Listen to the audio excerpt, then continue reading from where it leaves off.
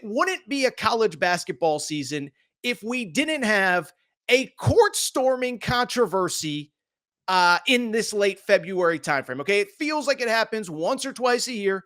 Everybody gets mad. Everybody gets triggered. Everybody demands change. We realize there really is no change to be had. And then we just move on with our lives.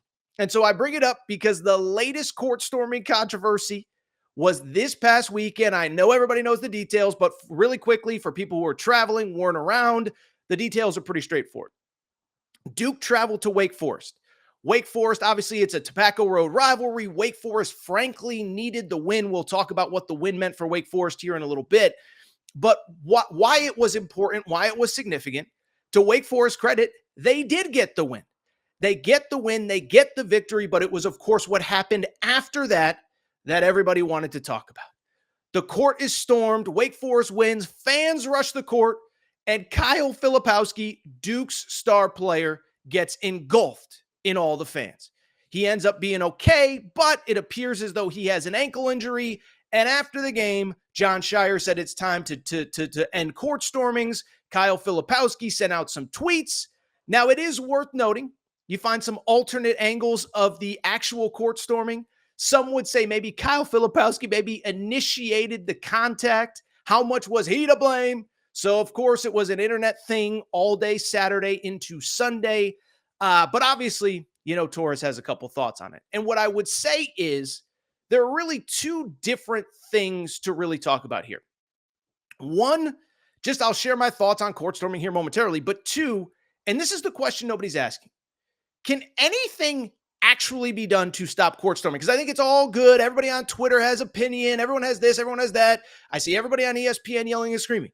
But here's the bottom line. Is there anything that can actually be done? Bluntly, I'm just not sure. Now, in terms of the first part, in terms of court stormings in general, let me say this. I know that you come to this show looking for, I don't want to say hot takes, but I do think you come here looking for strong opinions.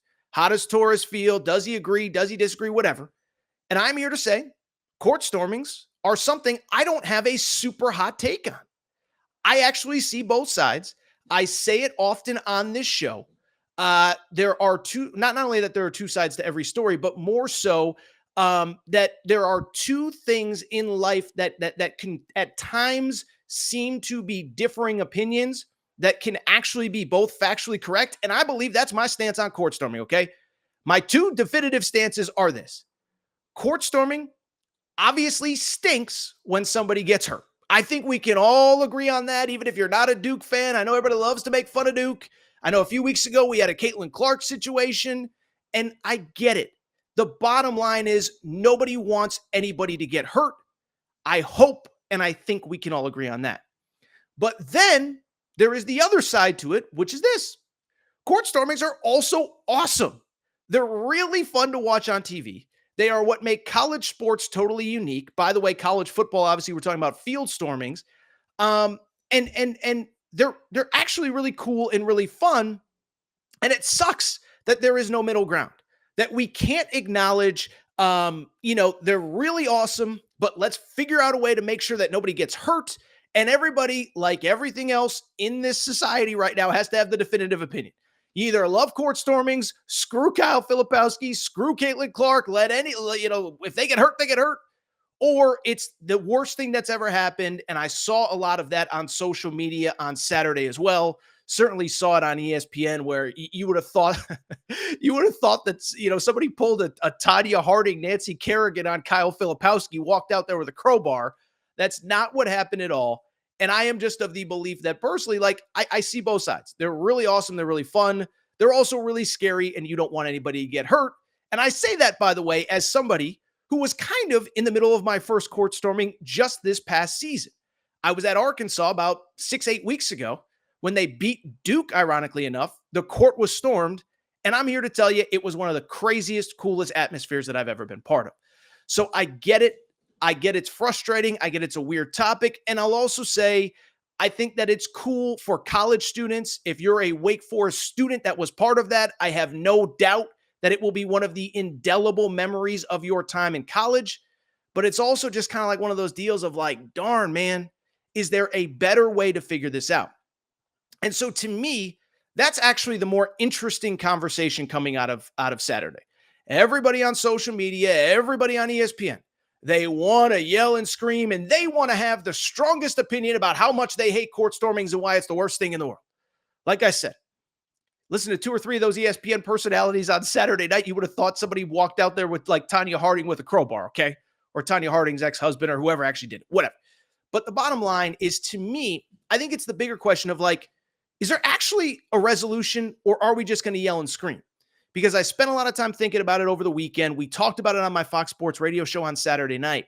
And while everybody wants to yell and scream about why it's so terrible, I have yet to hear an actual, real, legitimate way that we can either stop this or do it safely. Not saying it's not out there. I'm just saying I think it's easier to yell and scream than actually come up with a tangible solution to figure things out.